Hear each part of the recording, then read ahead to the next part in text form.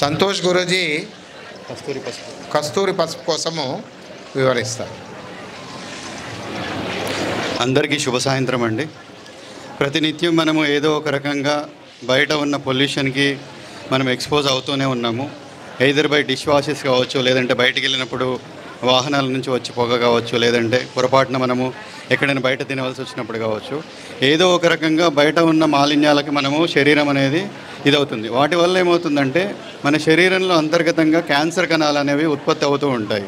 అదొక స్టేజ్ వచ్చిన తర్వాతనే అవి బయటకు వస్తాయండి, మన ఇమ్యూనిటీ పవర్ తగ్గిపోయినప్పుడు.